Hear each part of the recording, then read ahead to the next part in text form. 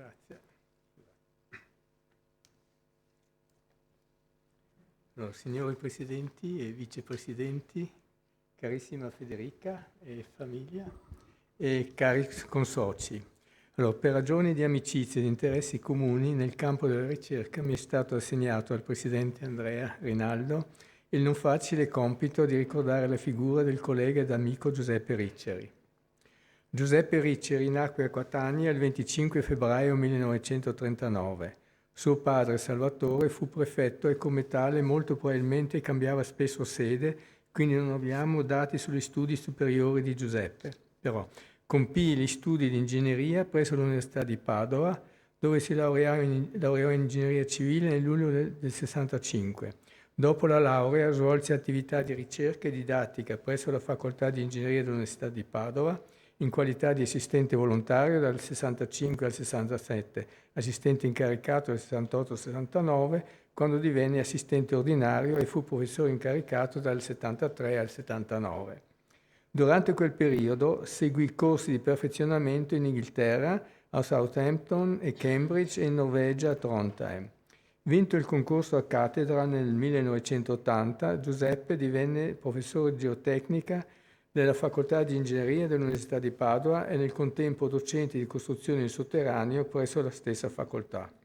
Cessò l'attività di professore ordinario nel 2010 e fu nominato professore emerito. Fu socio corrispondente residente di questo istituto dal 2000, socio effettivo dal 2009. È mancato agli affetti della sua famiglia, dei suoi allievi e dei numerosi amici il 3 luglio 2022. Ricoprì numerosi importanti incarichi accademici, tra i quali direttore dell'Istituto di Costruzioni Marittime e di Geotecnica, presidente della Commissione Scientifica di Ateneo, direttore del Centro Interdipartimentale di Ricerca Dino Tonini e prorettore con delega all'edilizia, al patrimonio e all'economato. Fu anche segretario generale del Gruppo Nazionale di Coordinamento per gli Studi di Ingegneria Geotecnica.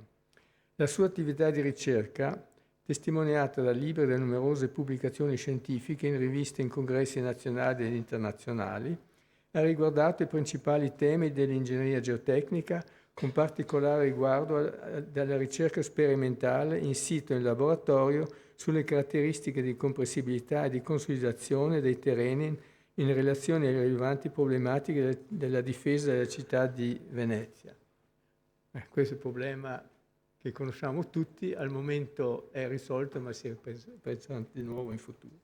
In particolare, assieme al professor Butterfield dell'Università di Southampton, determinò le caratteristiche del sottosuolo di Venezia fino ad una profondità di 900 metri. E vedete, scusate qua, c'è la notevole eterogeneità. Su questo ritorno dopo, perché ha implicanze importanti. Questo lavoro servì per numerosi modelli riguardanti la subsidenza di Venezia.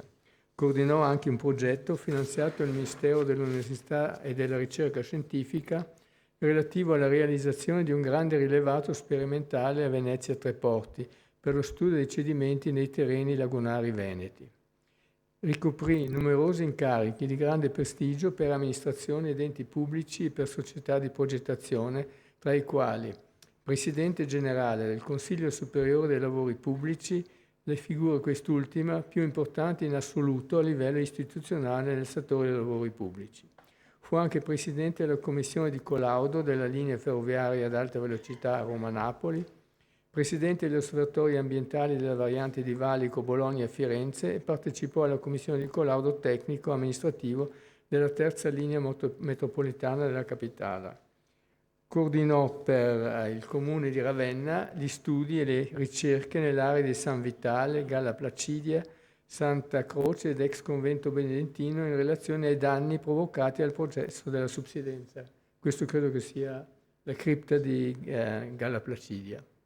Allora, egli è stato per i suoi allievi un grande maestro, rigoroso e talvolta severo, un esempio da seguire per il coraggio nell'affrontare anche le circostanze più difficili, per la particolare fermezza nel mantenere la parola data e per la capacità di operare le giuste scelte nel momento giusto, sempre guardando al futuro. Permettetemi ora di parlare di qualche ricordo personale che conferma i giudizi espressi da molti. Abbiamo avuto una passione comune, la subsidenza, ovvero l'abbassamento del terreno per cause naturali e antropiche, soprattutto per estrazione di acqua e gas. Allora, già nel 78 ci siamo occupati della subsidenza del Delta Padano.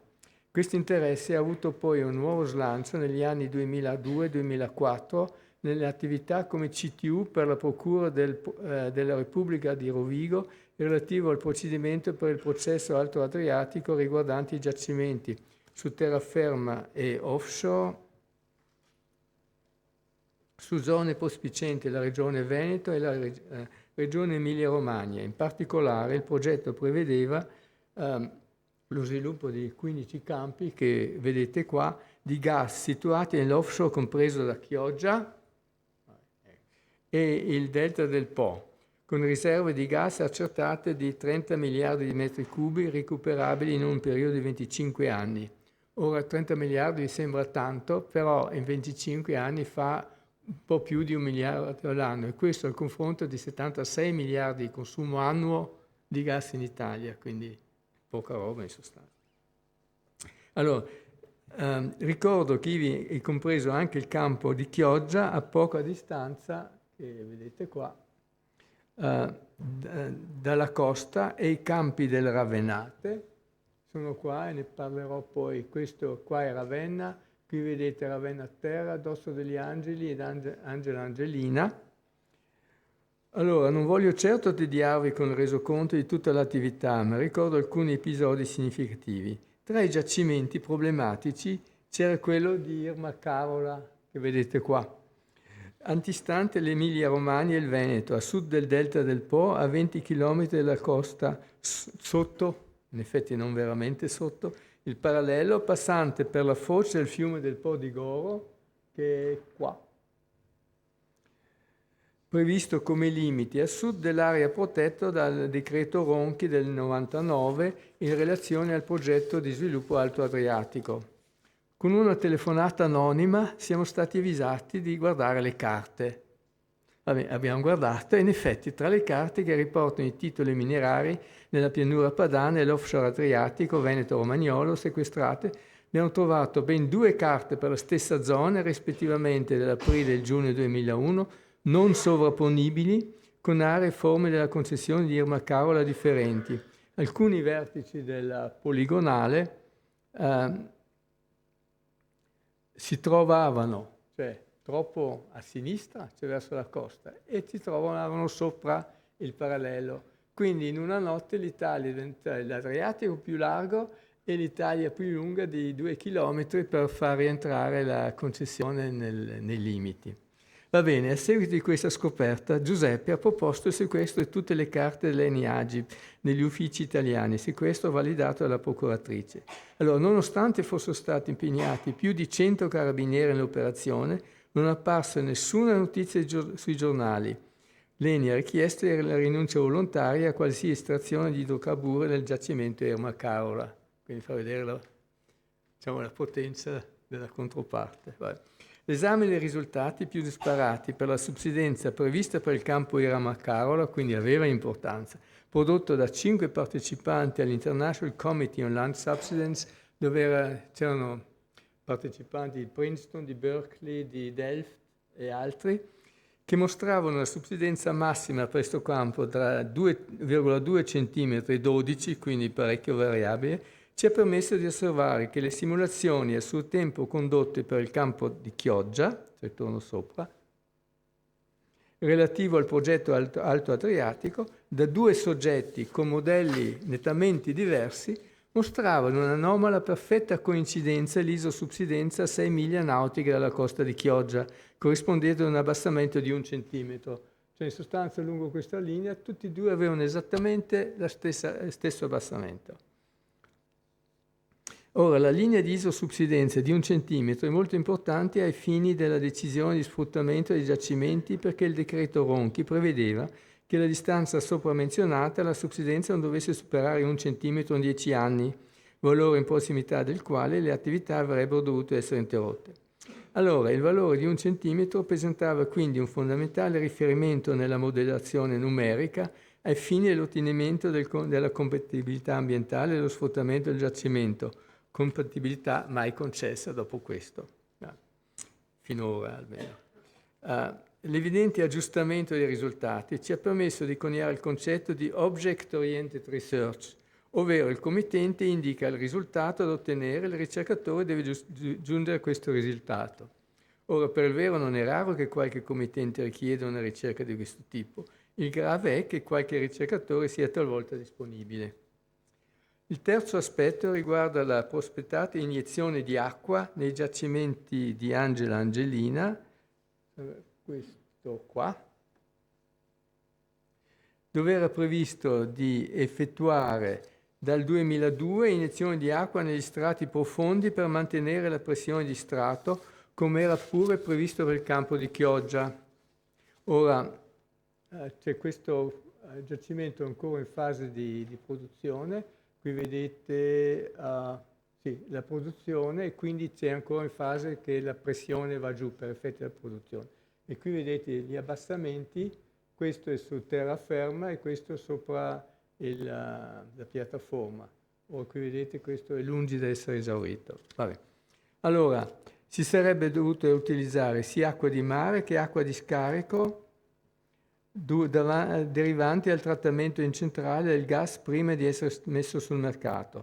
Sono quindi acque con caratteristiche chimico-fisiche del tutto diverse da quelle in sito. Il tutto senza fare ricorso a valutazione di impatto ambientale. Tale iniezione comporta sia una variazione chimica dei fluidi di strato, ma soprattutto anche una variazione dello stato tensionale, e quest'ultimo provocherebbe un'accelerazione dei fenomeni di subsidenza per effetto del collasso strutturale legato alla distruzione degli effetti capillari. Allora vi spiego. Cioè, questa è la roccia serbatoia, qui vedete il gas e c'è l'acqua, ci sono i menischi, ci sono gli effetti capillari e i risultanti sono proprio queste forze che tengono le grani insieme. Se l'acqua sostituisce il gas spariscono queste forze e si ha il cosiddetto collasso strutturale, cioè una deformazione volumetrica irrecuperabile. Ora, non tutte le rocce che con acqua e gas hanno queste caratteristiche, però c'è una firma, e cioè se si fa una prova monoassiale, caricando prima fino ad arrivare alla tensione in loco, e poi si procede all'imbibimento, cioè alla saturazione, c'è questo, vedete questo gradino, che è la deformazione volumetrica che non si recupera più. Questo proprio proviene da quelle rocce, quindi lì c'era. Ora, non è l'unico causa, cioè intanto a causa delle rimostranze fatte, meno male questa iniezione non si è mai realizzata. E ci siamo fatti amare per sta roba. È noto che nel campo Ekofisk, nel mare del nord, l'iniezione di acqua in mare ha sì permesso di aumentare notevolmente la produzione di idrocarburi, ma anche obbligato per la subsidenza conseguente di aumentare il franco delle piattaforme di ben 6 metri, operazione costosissima, e di spostare i serbatoi addirittura sul fondo del mare. Non ci siamo invece potuti occupare della causa mancanza di dati del giacimento Alfonsine, che è questo, vicino al campo Ravenna Terra che abbiamo visto prima, e zone limitrofe dove era appena stata autorizzata nel 2002, senza valutazione dell'impatto ambientale, l'uso dello stesso come serbatoio di stoccaggio. Sono previsti cicli di stoccaggio con 6 mesi di iniezione nei mesi estivi e altrettanti di produzione nei mesi invernali. Allora, non è stato esaminato l'impatto che una sollecitazione ciclica dovuta a condizioni di adduzione e mungimento di gas può riflettersi sul comportamento meccanico della roccia sedimentaria profonda, dando luogo a subsidenza per accumulazione delle deformazioni. È opportuno segnalare che la zona di Alfonsine vicine sono quelle maggiormente interessate al disastro ambientale avvenuto con le alluvioni recenti nel maggio 2023, i cui effetti sul territorio per tiranti d'acqua e soprattutto per il tempo di persistenza sono in parte, secondo me, attribuibili alla subsidenza. Cioè, vedete qua, ho messo in rosso, questo trovato, sono le zone alluvinate. Vedete il giacimento esattamente sopra. Poi, come farò vedere, ce sono altre qua c'è un altro pozzo, qua c'è un altro pozzo, e le zone di influenza sono notevoli, che farò vedere. Cioè, è da appurare, questo è tutto da fare qui ancora, quanta parte della subsidenza è dovuta all'emungimento di acqua, al drenaggio dei terreni ad alto contenuto organico e quanto abbia giocato il giacimento di gas, In sostanza bisogna ripetere quanto avevamo fatto per il giacimento Ravenna Terra. E questo è fatto... Ah, scusa, sì, volevo dire, c'è qui questo Alfonsini, qua ce n'è un altro, comunque sono un sacco di giacimenti. Vabbè, allora, se si sfrutta un giacimento gassifero, allora nella prima fase viene pompato e quindi diminuisce la pressione. Allora da prima bisogna separare gli effetti dell'acqua in zona superficiale e gli effetti del gas, perché gli uni dicono che sono stati gli altri, viceversa ovviamente. Comunque si riesce a fare, allora abbiamo simulato la subsidenza, l'abbassamento in questa fase, la fase 1. Allora notate che questo è il giacimento, che l'abbassamento non va molto al di là. Poi c'è la fase 2, quella che avevo appena accennato. Allora, nella prima fase viene fuori un catino. Poi nella seconda fase, per questi effetti capillari, perché l'acqua sostituisce il gas, poi il gas residuo si concentra nel centro e quindi nella parte dove questi effetti capillari spariscono c'è la subsidenza che è intorno al giacimento. E quindi qui viene fuori un abbassamento a cappello. Però anche questo l'abbiamo simulato e non va molto al di là. Però c'è la terza fase, e cioè la diminuzione di pressione si propaga attraverso gli acquiferi in tutta la zona, e questo in tempi lunghi, per esempio questo che ha fatto altri, la simulazione per il campo d'Osso degli Angeli in 42 anni, quindi nel 2000, qui sono le previsioni del 42, porta tutto questo abbassamento in più, che quindi adesso il cono si allarga a circa 14 km, non più i 2-4, quindi interessa tutta la zona che ho fatto vedere.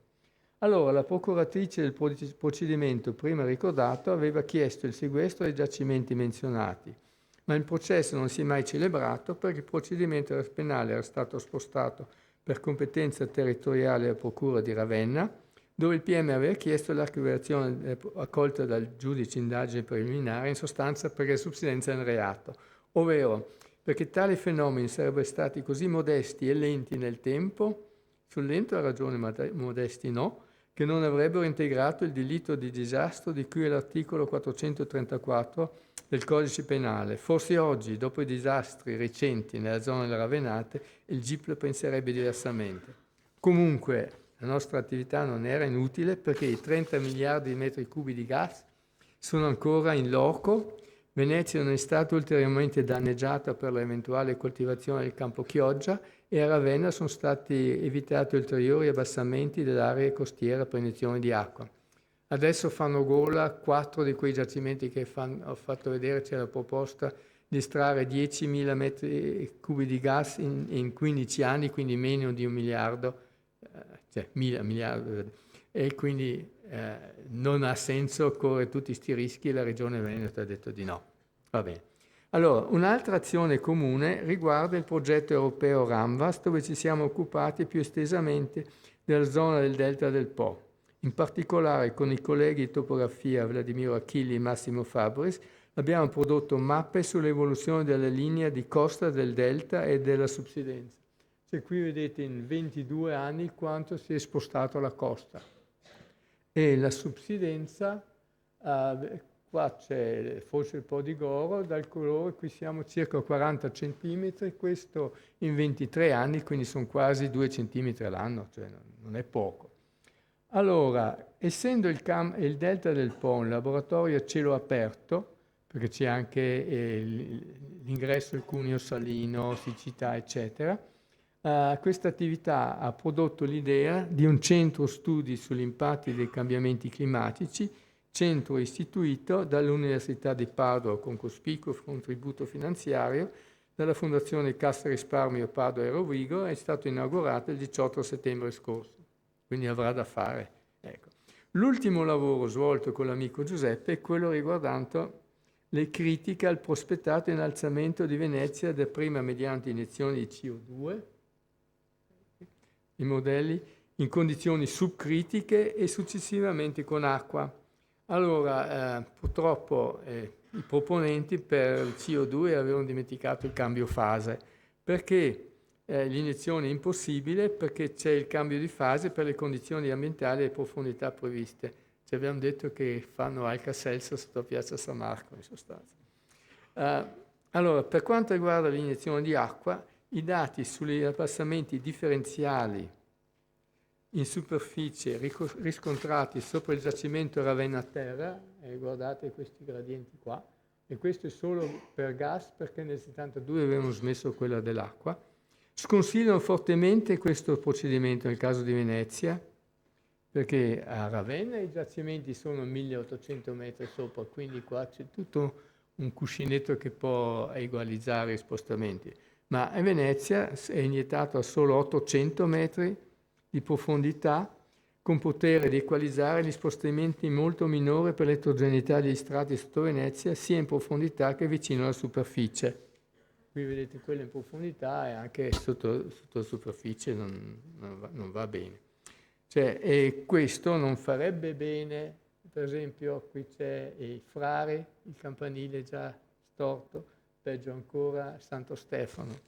Comunque c'è poi un altro aspetto che rende inattuabile questa proposta, messo in evidenza il consorzio di questo istituto da Thomas Stocker dell'Università di Berna, che ha posto il termination problem, ovvero nel caso di Venezia, appena si smettesse di pompare, la città non solo riprenderebbe a scendere, ma lo farebbe anche in modo non uniforme, con gli ovvi riflessi sui monumenti e sulle opere in generale. Cioè, in sostanza, bisognerebbe pompare per sempre. Allora, mi avvio alle conclusioni. Di Giuseppe ricordiamo le sue doti umane, il suo senso dello humor, la vivacità intellettuale, la sobrietà e signorilità, la disponibilità al confronto e il rigore scientifico. Ma come ricordato anche all'ingegner Marcello Mauro, pure presidente generale del Consiglio Superiore dei Lavori Pubblici, spicca soprattutto dal suo agire il senso istituzionale e il senso dello Stato, l'amore per le istituzioni e per i valori che esse rappresentano e incarnano, doti queste, al giorno oggi, sempre più rare e paradossalmente sempre meno quotate.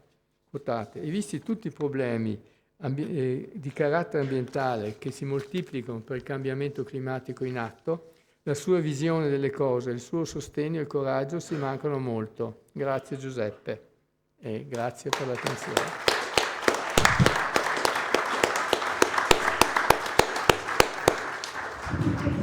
Grazie Bernardo per questa bella commemorazione, a cui vorrei aggiungere un ricordo personale per la lunga consuetudine e l'amicizia che mi legava a Giuseppe Riccieri.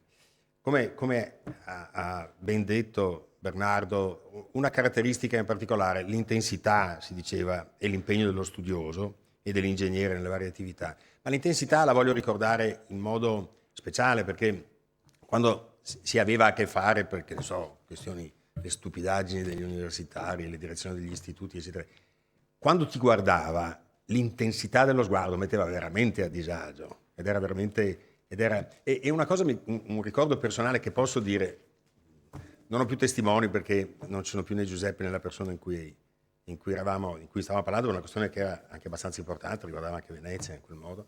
Gli ho detto, scrivimi questa cosa, ha detto l'interlocutore che non nomino a Giuseppe, ma molto di più, te l'ho detto, voleva dire molto di più, cioè l'impegno della parola era molto di più di qualunque carta scritta. Questa è proprio una caratteristica di Giuseppe Riccieri.